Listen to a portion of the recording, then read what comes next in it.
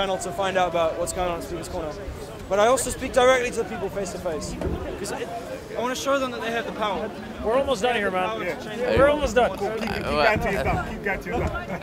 Okay, yeah. I'm not against technology, I love technology. So, just returning to this Deepmind StarCraft question. Yeah. Kind of, did you pay attention to the Content over everything! Like how, the actual results of how kind of the new Deepmind for StarCraft won the first 5 games. Then they kind of did an exhibition match where I think they kind of made it so that it could only look at one screen worth of the map at a time, whereas the previous it could see the whole map at once. The whole map, yeah. Yeah. So do you think like that kind of actually accounts for why Deepmind lost the 5th match, or do you think that was maybe just a publicity stunt? Like they want to like give humanity like a little bit of hope, like with kind of like AlphaGo, and then kind of like crush them completely later, even though they could do it right now. I think as an experiment it's very interesting because look, there's this illusion that AI will solve everything regardless of the handicap, but artificial intelligence or machine learning is only as good as the data it has access to. So if you impose a data handicap that it can only do A, B, and C, it will not perform optimally. Yeah. And that sort of proved the experiment. Like if I set a handicap, I don't give it a certain amount of information, it will behave in a very specific way. And yeah, naturally it's going to lose the less information you give it. So yeah. I don't think of it as publicity, but it is a useful experiment. I mean, let's say it won. That's a terrifying prospect. Yeah. That even under severely restrictive conditions, the AI will defeat a human being. That's a very difficult thing to start measuring. Yeah. I guess the thing some people might be interested in particular is whether the AI can make better strategic and tactical decisions than a human, given when exposed to the same information. So you could make an AI that's dumb, but because it can see the whole map, it can still win. So yeah, I totally agree. Yeah. And another thing, the AI is not extrapolating. It's not thinking, oh, what would the human do, provided that I don't have any information. It's only reactive to the information it has. So this second level of thinking, it just doesn't exist in the AI's intelligence. It'll just generate a whole range of possibilities, but which possibility? That's about reading your opponent, which is something an AI can't really do. Okay. So that's another dimension, is that human beings will be able to surpass something by understanding certain aspects of its opponent. Like if I play chess against you a few times, it's like, he likes this type of maneuver. So maybe if I prepare in this way, it'll sort of put him into that. Yeah, that's what like chess pros do, don't they? Exactly. Yeah. But it's a different style of thinking completely. So yeah, it doesn't surprise me. Let's put it that way. Yeah. Do you consider? Are you sort of interested in game theory in general? Absolutely. Okay, right. So like, what's it called in a kind of situation where there's no totally dominating strategy, but like rather a rock paper scissors kind of scenario, where like one strategy beats another strategy, then that second strategy beats the third strategy, then that third strategy beats the first strategy. I'm not sure it has a name, but I know what you're talking about. But if it has a name, I'm not familiar with it. Okay. I was thinking Pareto optimal, but that's different. That's like you're in a position where someone has to lose for another to win kind of situation. I see. I'm not sure what it's called. Because like in the kind of sort of the Google DeepMind team, when they were talking about their results, they said that they had generated several different agents of their kind of like StarCraft to play against the players in the series of 5, and each game was played against a different agent. Yeah. And I was kind of wondering, kind of sort of how feasible it would be that kind of you can't that the agents would be in this kind of cycle where one strategy beats another strategy, then another strategy beats another strategy, and you couldn't really say which agent was the best. Or it's a difficult one. I mean, unless you pit them against each other and one becomes the dominant one. But I don't think the agents were developed that way, where one defeats the other, defeats the other, defeats the other. It sounded like they said that they had a kind of internal league of agents or something like that. So. Probably just a whole bunch of random autonomous agents that are just receiving data differently and generating their own learning pattern that's separate from the others. But I don't know if that's like because they all defeat each other. It's just different programs. That's all. Why is it that in the field, in like kind of classification problems, particularly like image classification, it seems that like ensemble methods are the most kind of popular and effective, but then in kind of it seems as though people are much more excited about like sort of deep neural networks and like different types of deep neural networks than they are about, say random forests or these other things that go into an ensemble. Because it's not sexy. So if you're talking about random forest or like Markov chains or like some stochastic algorithms, because you can trace the mathematical lineage, it doesn't have any mystery to it. It's almost transparent. You can actually fire those values out and figure out, it's doing this. But if you're talking about sort of neural networks, it's not a transparent system. There is some air of awe and sort of like mystery about it, and you can't really explain what it's doing. And it's really interesting that there was a guy. Ever heard of Michael Stevens, Vsauce? No. So Vsauce. Yeah, I know Vsauce. I didn't know that was his real name though. Yeah, that's the guy. Hey, Vsauce, Michael here. Yeah. So Michael Stevens did a very interesting experiment called the Stillwell Brain, where he got a bunch of buddies of his, like from his hometown in Kansas, and laid them out on a football field, an American football field, like they were a neural network. And like, okay, if these two respond, you raise your flag. If this guy responds, you raise your flag.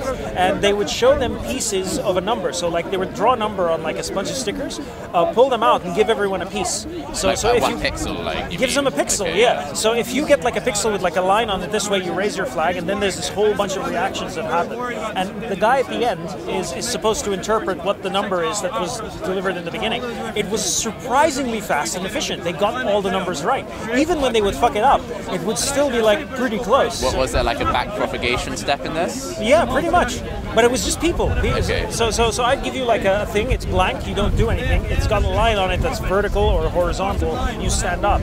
And then like and all the others are just reacting to if you stand up. And then in the end, one of the numbers, it's 8. It's 3. It's 1. It's it was right like 80% of the time. So did like the experimenter, like did Vsauce decide what the initial kind of features in the kind of first layer would be? Yeah. So is that different from a real neural network where it's kind of random? Almost identical. Okay. It's virtually identical. They were sort of imitating a retina. Okay. So like a retina would like receive an image and then they would be divided across the different nerves and then it would be fired into the brain. So they would write a number and then like take the pieces of the number and then give it to all of the different people. So that's how many kind of runs through the network did they need before they started? Just one. Okay. Just one run. And this is like a meat neural network. It's just people. Yeah. And it's just like they got it every single time. So when he would put like random shapes, it would actually come to a very decent approximation to what the shape is because all it can do is identify numbers. So if it's like a funny squiggly line, it's an 8, it's a 2, it's a 3, and they would get it like pretty close. So because like a computer neural network would need a bunch of training samples before it starts working well. Exactly. So what's the main difference between like kind of the meat neural network that it doesn't need a lot of training samples? No, because this one was designed with a very specific set of input. It didn't really need a lot of training samples. Yeah, I see. Okay. But if you're talking about identify the difference between a cat and a dog from an image, then no, it would need a lot of samples of what a cat and a dog is. Whereas to a human being, you just say cat, and then we'd know sort of what a cat looks like. So, is there reason to believe that the sort of non-sexy kinds of machine learning have kind of like less potential, or their potential's already been kind of like tapped out or mined out, whereas kind of like these deep neural networks have like kind of greater potential for? No, I don't think so. To be totally honest, I think the end result's going to be the same. But those will produce kind of machine learning, very simple machine learning algorithms. It would have to be some combination of different teaching matters and different data manipulation techniques that'll get you to AI. It's not going to be just one algorithm. It might be like several hundred algorithms. A recommender on Netflix is about 100 algorithms. So that's a pretty stupid like movie recommender. So if you're talking about something that's capable of sort of general intelligence or to behave like a human being, that's hundreds, maybe thousands of algorithms running simultaneously. So yeah, no, there's a lot of work still ahead of us. Okay. Well, that was one other question I sort of had. Did you hear about? I watched this YouTuber called. This Indian YouTuber who like makes videos on AI and machine learning. He's got like a white streak through his hair. Okay. I can't remember his name, but like he talks about this paper that has been published recently and that had like sort of done quite well, where they kind of like were talking about using kind of ordinary differential equation techniques, like sort of in a neural network, because like recently apparently kind of there's an idea of like having a recurrent neural network where kind of like instead of just having the output of one layer feed through to the input of the next layer, you have that happening, but you also have the output of one layer back feed into the next. Yeah. And I think, is that called a recurrent neural network? Recursive neural network. Yeah. And so they found that like since that had kind of like yielded in some situations like a sort of improvement. They sort of like said that this was kind of similar to like having a Newton-Raphson kind of equation solver, or no, not Newton-Raphson. It's kind of like how if you're doing if you're trying to like solve a differential equation, rather, like if you have like a curve, you can have a straight line, and then you just say like this plus a little bit is kind of like that. Like a first order approximation. I mean, I'm just like it's kind of an interesting paper, and I guess like you probably need to read it or have a look at it yourself. No, I know what you mean. It sounds a lot like something similar to simulated annealing. So the idea is to try to find the optimal weights to solve a particular problem, and the space of the weights could be something like this. So you could be here, but it's not an optimal weight that you have to sort of go down before you go up. Okay. But then the algorithm will detect, no, my optimality is going down rather than up, so maybe I'm going in the wrong direction. So doing something recursively could sort of force it to go down and then up again and find a more optimal solution, because there could be more than one peak in the space of the problem. But I'd have to read about recursion. But it sounds a lot like something we do with simulated annealing process, where you sort of force it to sort of move down and then up again. Okay. What's it taking the words annealing from? Because I've only really heard that words happening like sort of PCR or DNA, like sticking together. Metallurgy. It comes from metallurgic processes. I'm not sure why they called it that. I mean, it's just because like the bending the metal or some weird shit. I'm not sure, but that's the name that I've heard it called. So, but the recursive technique, I have to look that up. That sounds interesting. Okay, coolio. But thanks for answering some of my kind of questions about AI and that. No, that's a very impressive read up. Thank you, man. I want to ask about some questions. Oh man, okay. Your audience is gonna get bored, man. Hey, I said it, you know. So. Yeah. All right.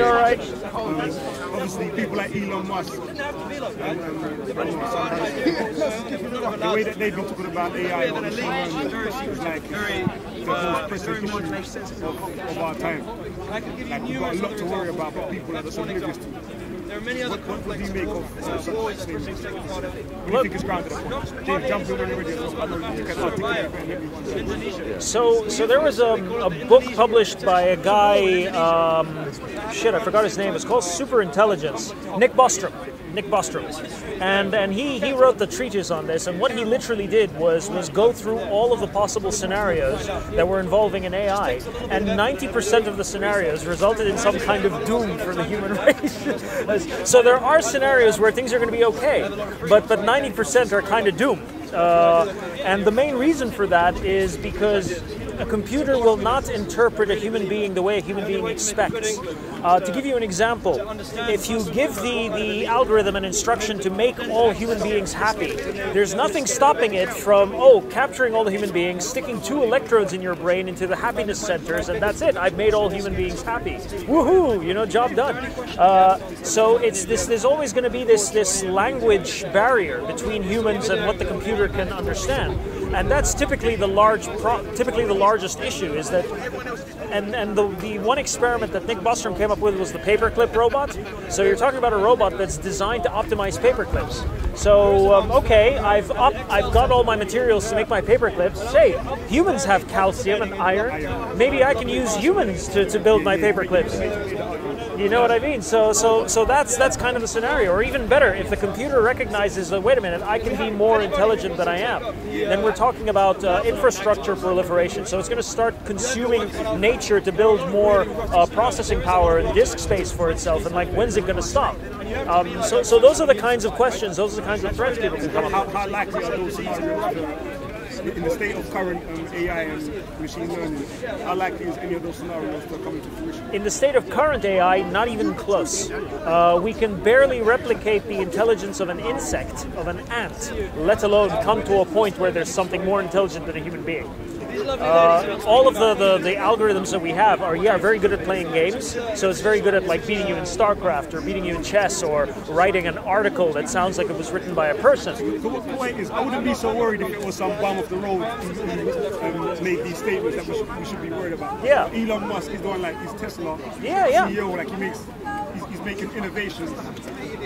I don't know, because obviously I'm not in the field. Maybe you might look at it and be like it's just recycling some old rubbish. But No, he's not wrong. Elon Musk, Stephen Hawking, Nick Bostrom. Stephen Hawking as well, yeah. Yeah, Nick, look, there's a whole. I don't understand why you're not as worried. You seem like it's maybe I'm stressing out. No, it's look. There's a lot of things. So before AI becomes something for me to worry about, I'm more worried about human beings.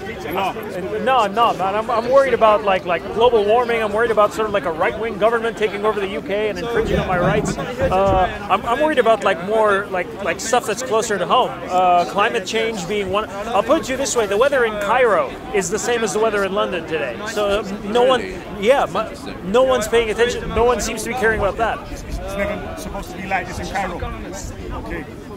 It's not supposed to be like this in London. London's supposed to be really cold.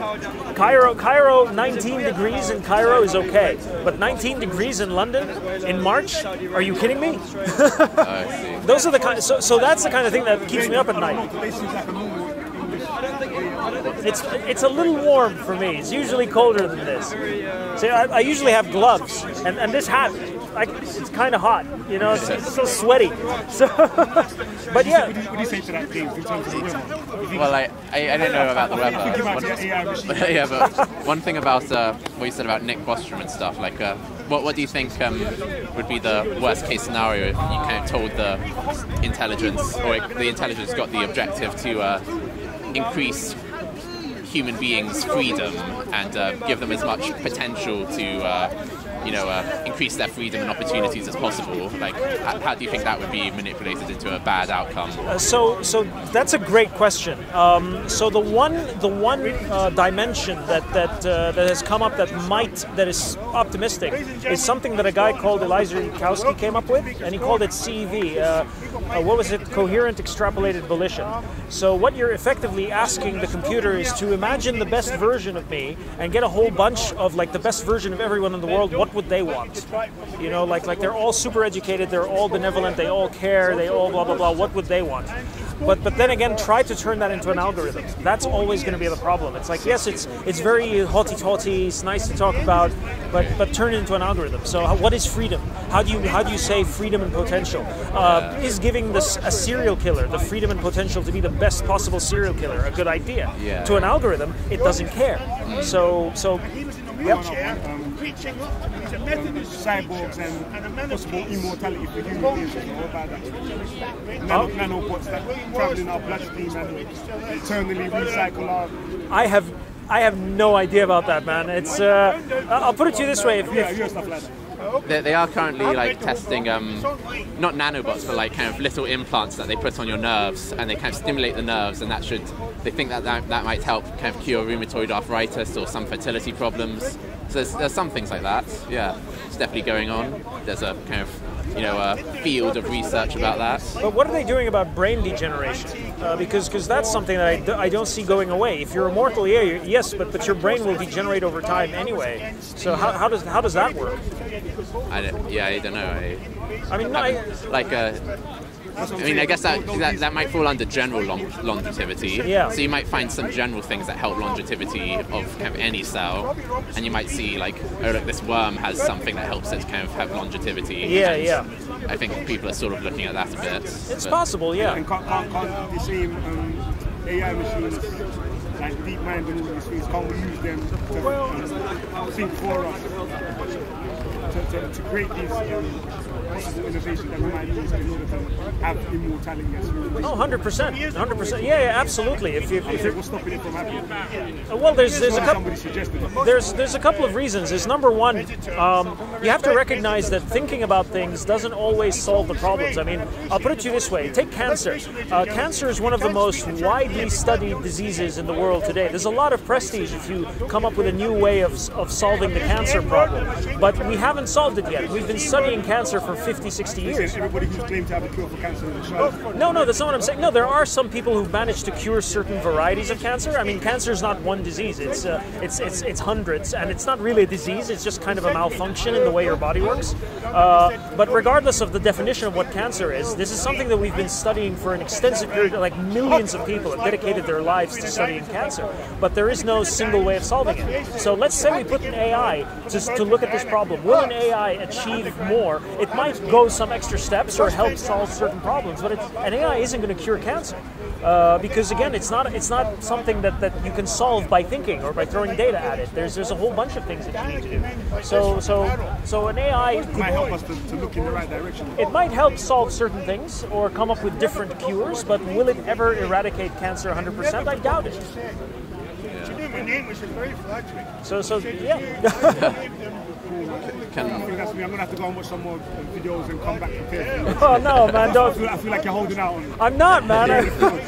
Look. There's a limit to how much I can remember. Give everybody who's watching, and this is for the viewers now. Give them a bit of background information about your field of study, like your qualifications. My qualification. My appeal to authority. Okay.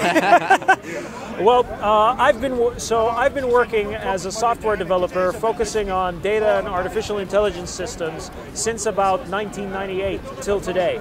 I don't do so much machine learning stuff anymore, but it's a lot of data science and statistics is what I do. And I'm also part of the Center for Applied Rationality movement. They work primarily in terms of things like artificial intelligence ethics and existential risk.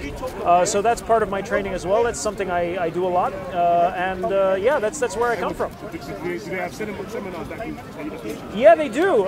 Invite me to some. Yeah. So the Center for Applied Rationality, they do these training courses every few months. Sometimes here in the UK, other times in Europe and in the States. So yeah, there's a lot of seminars, a lot of stuff out there. Okay. So yeah. Well, would they ever talk about like religion? Yes, they do. Okay. So they're applied rationalists. So religion is a subject that interests them, but most of them, if you speak, are like atheist or agnostic.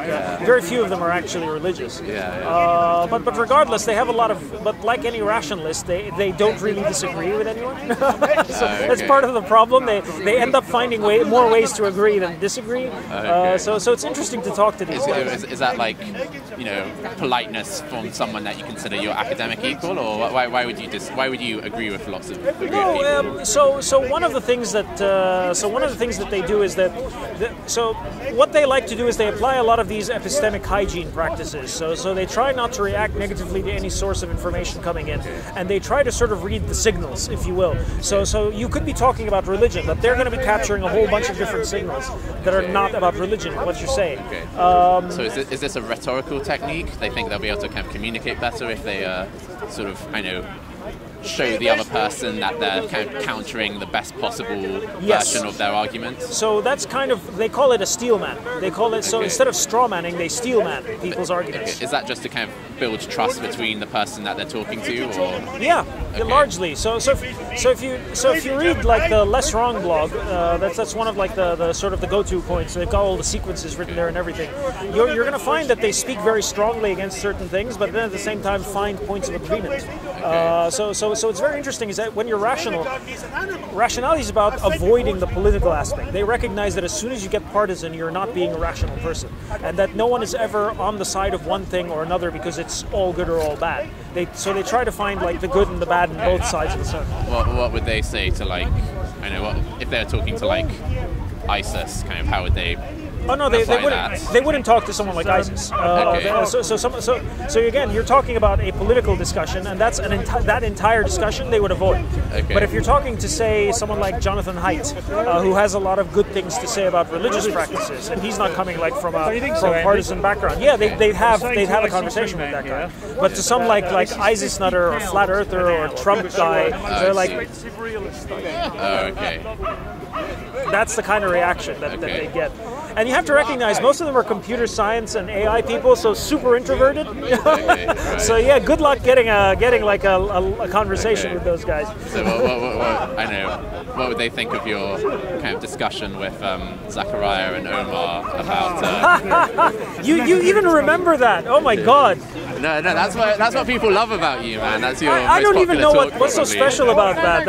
I don't know what they think. You lost your cool a little bit. You kicked a bit of ice. It was a waste of time, man. It's I don't know what they think. I don't think it was a waste of time. No, I think it was. They probably chastise me for getting political, for getting into that kind of discussion with people who aren't really interested in getting into a discussion. Okay. And to be fair, I kind of agree with that. It's like, yeah, those are not people I'm interested in talking to. There's nothing to learn from that conversation. So, there. Okay. Yeah. Coolio. Interesting. Cool. Yeah. All right. Respect. Respect, man. That's what I'm saying. Cats around me early. So they, we're rounding up. We're finishing our conversation. Content over everything. From your man, say it straight. Man, don't listen to BBC. Man, don't listen to ITV. Black nationalists, but all people that are white nationalists racist. So there's a big hypocrisy there, is there not? If you're a black nationalist and believe in preserving the black race and the black people, but you don't consider that to be anything wrong with that, but then you're condemning the white people for saying that they're white nationalists, then you're a hypocrite. Correct. That sentence is correct. Like your whole get up and I don't know is it supposed to make people think about Hitler and